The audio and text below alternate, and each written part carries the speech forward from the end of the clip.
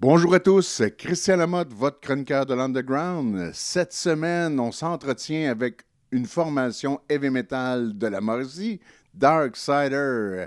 Et on commence l'émission avec Pat Moore, animateur à CFOU à Metal DNA. On va savoir pourquoi c'est si intéressant d'être animateur à CFOU. Bienvenue à la capsule de l'Underground.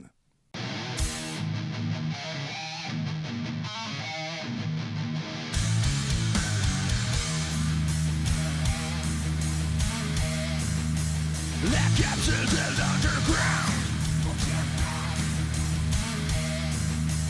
La capsule de l'Underground.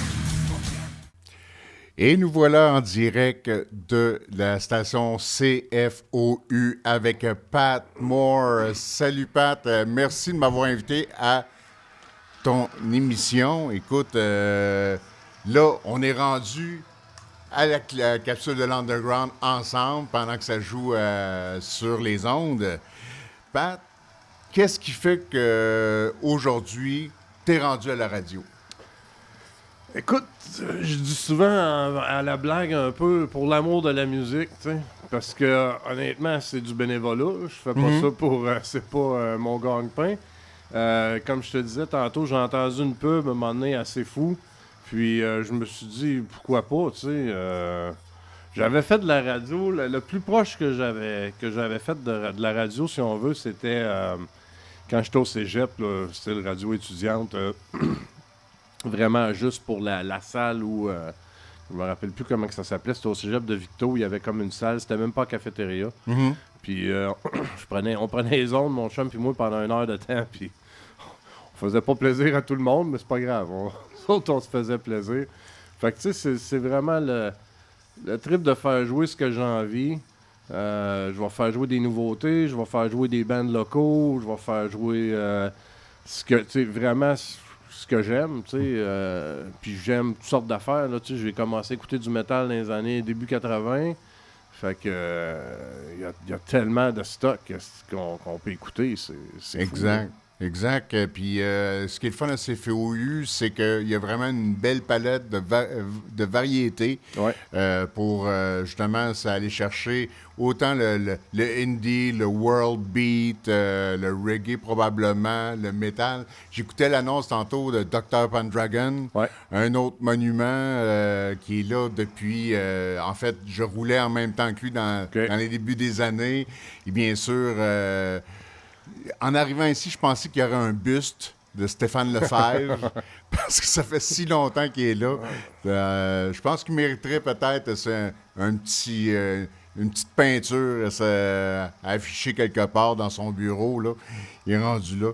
Mais t'es rendu... Ça fait combien de temps que tu as commencé à faire la radio au CFOU? Je suis dans la 3e année. Là. J'ai commencé, mettons, au mois de septembre en 2023.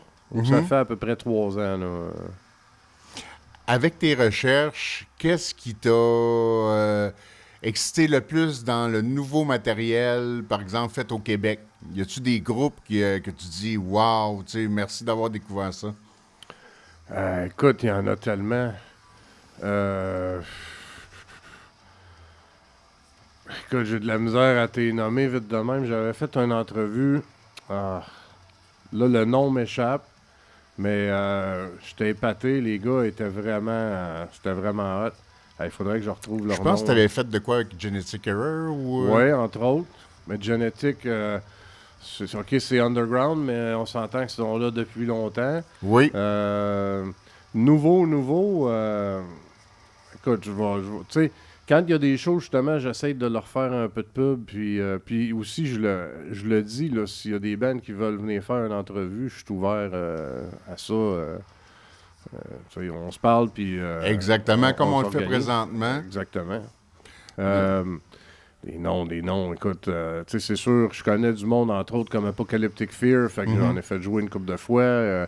Là, j'ai hâte, entre autres, de pouvoir faire jouer du nouveau Oblivion. Ça fait longtemps qu'on attend après ça. Tu sais, je l'ai fait jouer pas mal déjà, mais disons que le nouveau, ça va être le fun. J'ai été rechercher des vieilles affaires aussi, des fois, des bands qui existent plus, mais qui ont qui ont marqué quand même le métal québécois pendant plusieurs années. Je sais pas si le nom Lankmar te dit quelque chose. De nom.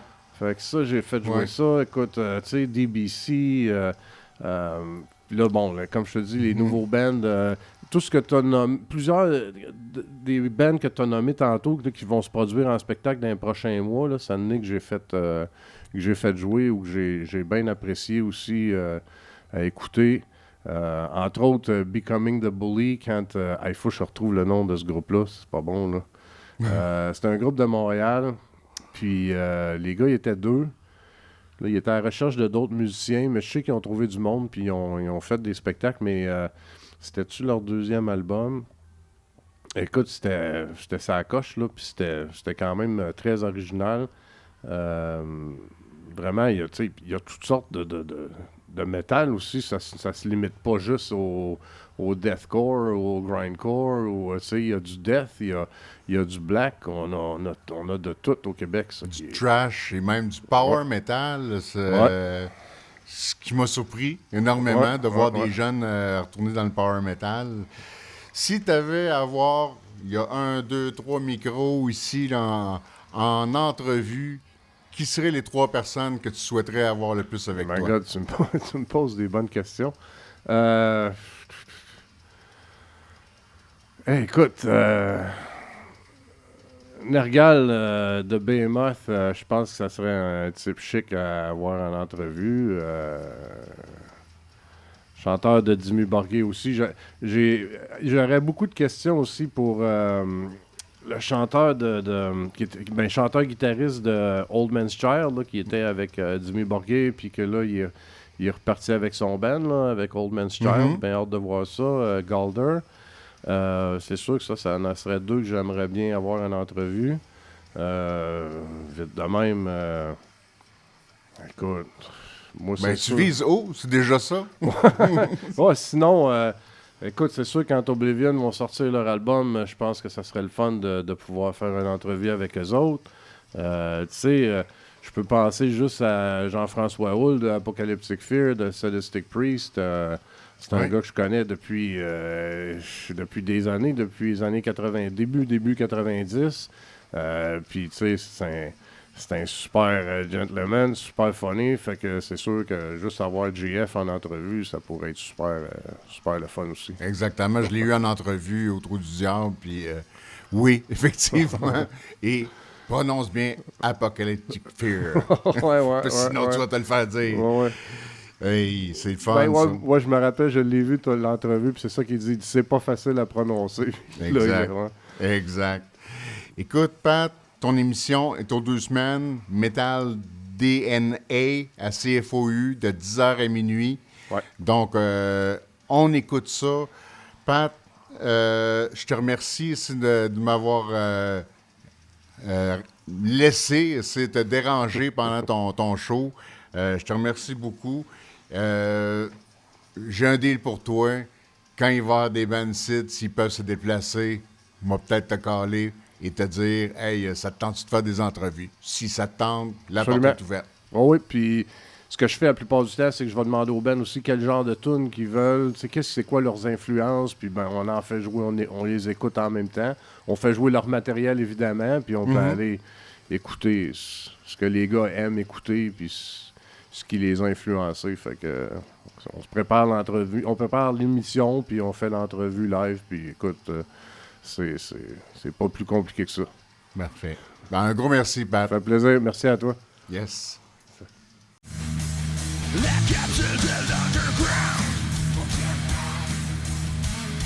Donc, nous voilà aujourd'hui dans cette belle journée, un beau dimanche avec les membres de Darksider, du moins 2 sur les 5. Donc, Patrick Béliveau, Simon Paquet. Bonjour les boys, ça va bien? Yes, ça va bien. Salut. Salut. Vous êtes l'exemple, justement, dans la formation Darksiders, de plusieurs formations de l'underground qui ont une journée de 30 heures. C'est-à-dire, si vous avez vous-même, c'est chacun une formation c'est de votre côté, dont Chamber Illness, Genetic Error, En plus, vous avez votre travail, etc., etc. Comment on fait pour arriver, justement, à créer un groupe malgré tout ce que vous avez déjà d'accompli et que vous continuez d'accomplir? Ben, dans le fond, c'est sûr que ça marche avec la passion. C'est sûr que c'est des affaires qu'on veut faire, fait que on s'arrange pour... tu sais, c'est sûr qu'à Trois-Rivières, pas mal tout le monde, ben pas tout le monde, mais c'est un milieu quand même connu des musiciens en tant que tel, là. Fait que c'est sûr que ça l'aide des fois pour se partir des projets, que on se parle entre nous autres, puis ça crée quelque chose, là. C'est sûr que Darksider, c'est devenu un peu un projet en 2017 à peu près. Ouais, c'est en 2017 que c'était déjà un groupe qui existait sous un autre nom avant. Puis moi, je me suis rajouté au band. Après ça, il y a eu d'autres personnes. Il s'est rajouté après ça, puis c'est devenu Darksider, là. Malgré qu'on avait d'autres projets pareils, tu sais. OK. Ouais. Et ça, ce projet-là, en fait, c'était... est-ce que c'était David Steiner qui était à la base ou qui était à la base de la formation? Au début, c'était Alain Delaurier. Alain Delaurier, OK. puis Marc, notre chanteur. Les deux ensemble, il y avait 6 compos. Eux autres, ils étaient dans un band avec Steiner où ce qu'ils faisaient du cover. Mhm. Je me rappelle plus du nom. En tout cas, Rising Past, yes. OK. Yes. Puis après ça, ben moi, je me suis rajouté au projet en 2017. Les 6 compos en tant que tels, on les avait, c'est ceux qui ont été sur l'album, le premier album qu'on a fait. Après ça, il y a eu, dans les changements, Marc, lui, était à la basse puis au vocal. Après ça, il a décidé de faire juste le vocal. Fait que on avait eu un bassiste, c'était Alex Reich, qui était avec nous autres pendant un bon bout. Après ça, lui est déménagé, fait que il a comme quitté le band. Par la suite, on a eu Johnny qui l'a remplacé à la basse. Fait que Johnny était avec nous autres gens.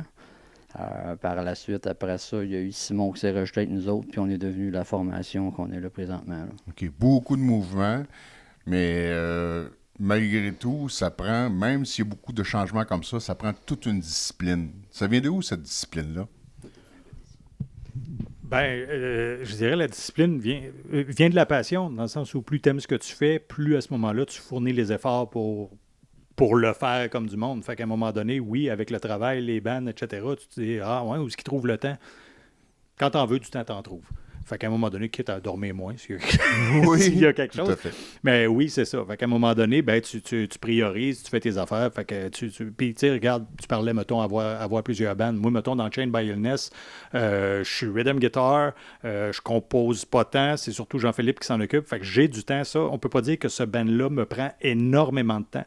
Fait que ça me laisse du temps pour Darksider, où là, je compose beaucoup plus, où en plus, je suis soliste. Fait que là, ben, faut que je pratique, faut que je trouve mes licks, etc. Fait que bref, j'ai priorisé beaucoup Darksider parce que j'ai plus de travail à faire dans ce groupe-là. Fait que j'ai comme un peu laissé de côté, ben pas laissé de côté parce que c'est mon band, c'est mon bébé, mais Chained by Illness où j'ai moins de contributions. Moins d'efforts. Exact, c'est ça. Fait que là, je peux me permettre d'apprendre les tunes, les jouer telles quelles, tout va bien.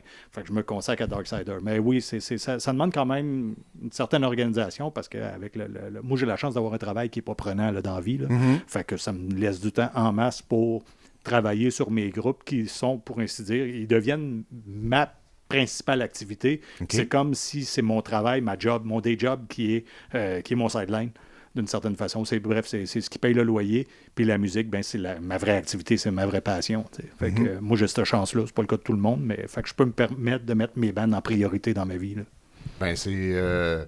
Tout va à toi, bravo, parce que c'est quand même, c'est beaucoup de temps ce qu'on passe, puis au plaisir c'est de monsieur, madame, tout le monde qui vient vous voir en spectacle. Et à partir de là, moi, ce qui m'intéresse beaucoup, et dès la première fois, Marc Chevalier, votre chanteur, dans un monde où est-ce que peut-être depuis 2010, 2005, on est dans un monde de growler, de screamer, beaucoup, tout ce qui est metalcore, grindcore et tout ce qui est beaucoup core. Donc, lui a une voix rock. Donc, un vocal puissant. Et je trouve que c'est ce qui fait la touche extraordinaire de Darksider. Vous êtes complètement contre-courant. J'aimerais ça que vous me parliez un peu de votre chanteur. Il n'est pas ici, c'est le temps de parler dans son dos. Ben, en fait, on ne se le cachera pas, Darksider, je veux dire, les membres de Darksider sont pas jeunes. Mm-hmm. Fait que, disons que nos influences viennent pas mal plus du trash des années 80, mettons, etc., même du hard rock des années 70, contrairement aux bands plus jeunes qui ont à ce moment-là une référence de bands qui sont plus récents, puis où le growl était vraiment comme la norme. Tandis que nous autres, ben, on a grandi avec une norme qui était complètement différente. Moi, j'arrive du power metal, j'arrive du trash, etc. Fait que moi, c'est des chanteurs, des screamers, des choses comme ça. Puis encore là, je suis un des jeunes du band. Fait que si tu prends Marc, qui est plus âgé que nous autres, ben lui aussi, son école, c'est avant le growl. Si ça se trouve, à l'époque où il était TQ puis il tripait sa musique, ben ça n'existait pas. Exact. Fait que lui, il chante comme ses idoles, puis il le fait très bien. Fait qu'on est bien content de ça. Il fait très old school, d'ailleurs. Moi qui est très imagé, la première fois que je l'ai entendu chanter, j'avais eu l'impression de remonter dans le temps, dans le film Le Duel, en 1971, un premier film de Spielberg, là, où est-ce que je suis dans l'auto, puis là, en arrière, il y a Marc dans le camion qui me fonce dedans. Tu sais, agressif, avec du coffre, là, le trucker. En tout cas, il fitait bien. J'aurais fait une vidéo avec Marc avec ça. Mais en tout cas, c'est un bon Jack, inquiétez-vous pas. C'est bien fin, bien le fun à parler.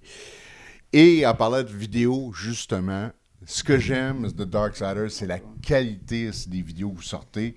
Bien sûr, le premier qui est sorti, c'était... excuse-moi, c'était... Some Violence. Some Violence, justement, et je l'écoute encore, cette chanson-là.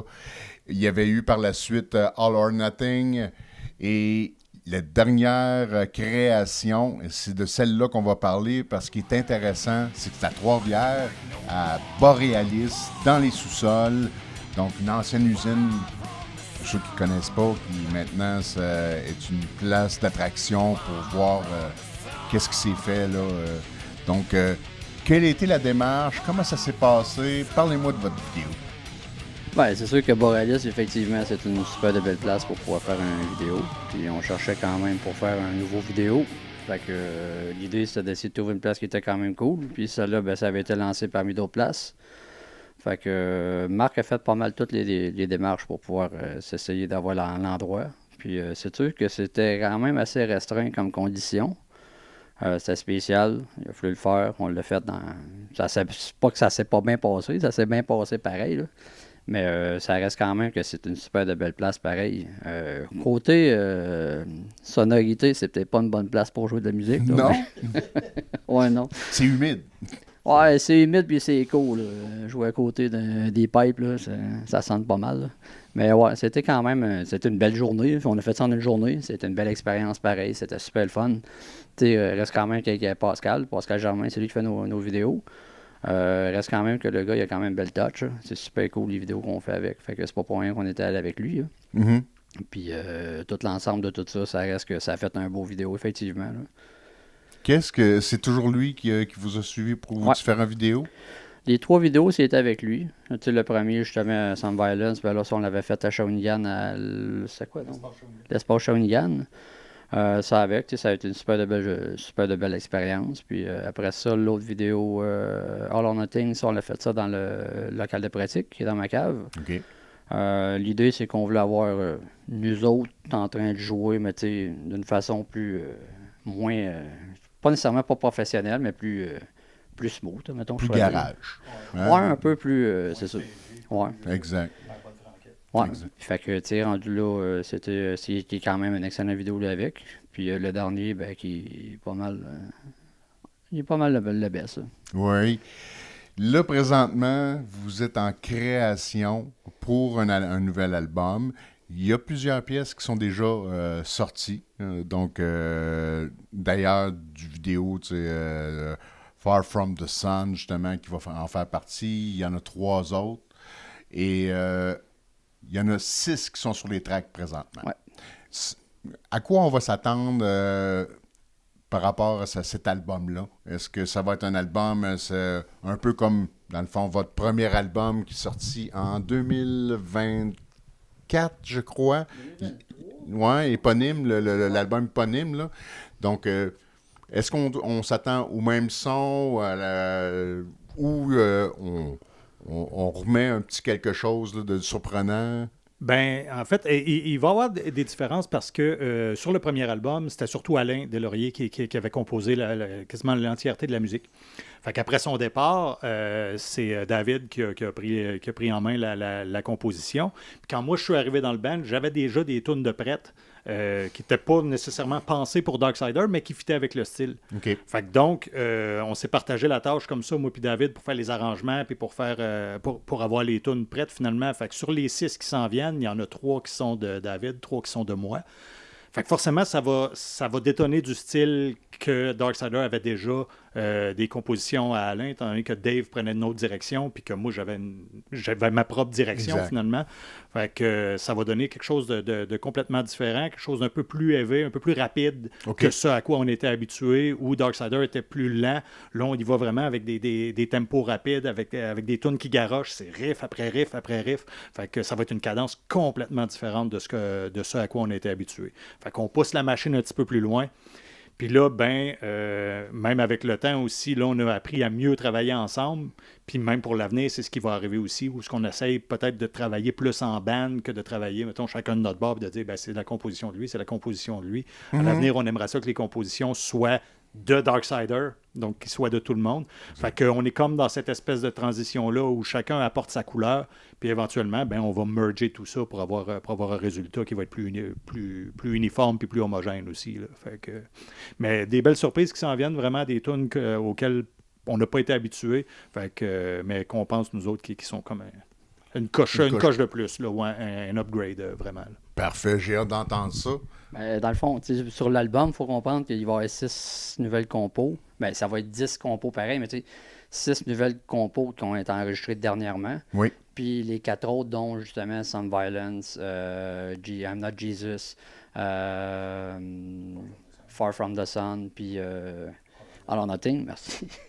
Ouais, ces 4-là, ils vont être rajoutés sur... ça va être plus un espèce de bonus track, 4 bonus tracks un peu, si on veut, sur l'album au complet. Parce que présentement, il n'y a personne qui peut avoir nos enregistrements qu'on a faits dernièrement, dont justement Some Violence et compagnie. On peut juste les avoir sur des plateformes, mais personne ne peut les avoir en physique. Fait que là, on va essayer de faire un album, puis mettre ça en physique. Moi, je les ai achetés sur Bandcamp. J'imagine qu'il y a d'autres places où est-ce qu'on peut s'y procurer aussi. Sur toutes les plateformes, je sais que pour s'y procurer, s'y acheter, c'est pas mal, je pense, juste Bandcamp qu'on a. Okay. Le reste, c'est du streaming, là, que ça soit, mettons, sur Spotify, que ça soit sur Deezer, que ça soit sur, je suis pas sûr, sur Apple, puis Apple Music, ouais. Fait que toutes ces plateformes-là, dans le fond. Hein. Mais ceux qui veulent s'y procurer, si c'est pas par Bandcamp, ça va être par un album, tu sais. On va essayer de faire des CD, on aimerait ça faire des vinyles, parce que, tu sais, la mode des vinyles est quand même revenue. Puis c'est très cool, là. Fait. Oui. En fait, moi, je prône plus le vinyle que le CD. Yeah. Et bien sûr, le ça numérique. Sonne mieux. Écoute, c'est le tout, le réconfort de la pochette et tout le tralala pour le porter, l'écouter. Ouais. C'est comme ça. La nostalgie. 2026, ça sort? 2026, ça serait le but que ça sorte, oui. Parce que tu reste quand même que c'est quand même l'enregistrement est quasiment terminé, on pourrait dire. Mais tu sais, on ne va pas trop vendre la mèche pareil, là. Mais l'enregistrement est quand même pas mal terminé. Là. Il reste quand même bien des affaires à faire pareil. On n'a pas de date de sortie. On n'est pas nécessairement pressé de le faire. Mais tu sais, on veut prendre le temps de quand même faire un beau produit. Reste quand même que, tu sais, c'est ça. Là, il reste tout à peaufiner ça puis essayer de mettre ça en vente. Là. Ça serait en 2026, effectivement. Parfait. Et côté spectacle, est-ce qu'on va avoir la chance de vous revoir la binette bientôt? On joue, c'est quoi? C'est le 25 avril, c'est ça? 25 avril avec Walk with the Titans puis Tales of Destiny. Ça serait au nord-ouest. Good. Tout est préparé. Il n'y a aucune affiche qui est encore faite. Ça fait un bout que c'est déjà en pourparler, puis c'est pas mal sûr. Oui. Il va y avoir ce show-là. Après ça, reste à voir avec la disponibilité des gars. C'est sûr qu'on a quand même des gars qui ont un petit peu plus de difficultés. Des fois, c'est la disponibilité. Fait que des fois, ça devient un peu plus compliqué de pouvoir faire des shows. C'est peut-être un peu une des raisons, peut-être des fois, qu'on ne voit pas nécessairement souvent en spectacle. c'est pas qu'on veut pas ou whatever. C'est qu'il y a quand même des disponibilités dans tout l'ensemble des gens, là, que des fois, ça marche nécessairement pas tout le temps. Mais éventuellement, en 2026, on va essayer de se mettre sur la planche pour se montrer à tout le monde. Là. Une chose est sûre, on va être là. Je vais être là. D'autres aussi, on va être là. Yes! Alors, Patrock, Simon, hey, merci d'avoir participé à cette entrevue. Donc, Darksider, allez vous chercher les albums, ça sonne le béton. Et on va aller les voir au Nord-Ouest quand ça va passer. Manquez pas ça.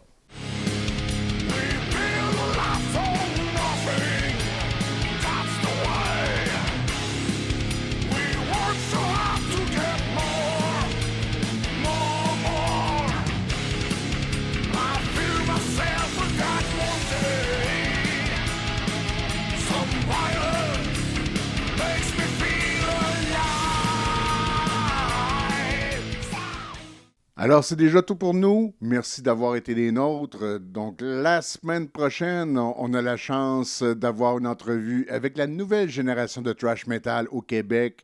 On parle de la formation Storming Strike et Woodos. Et on va avoir aussi une excellente entrevue avec le band punk rock Les Bâtards. Alors, revenez-nous pour une autre capsule de l'Underground.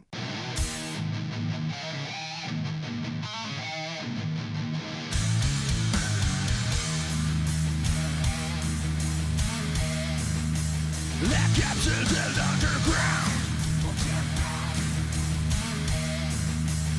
La capsule de l'Underground. La capsule de l'Underground.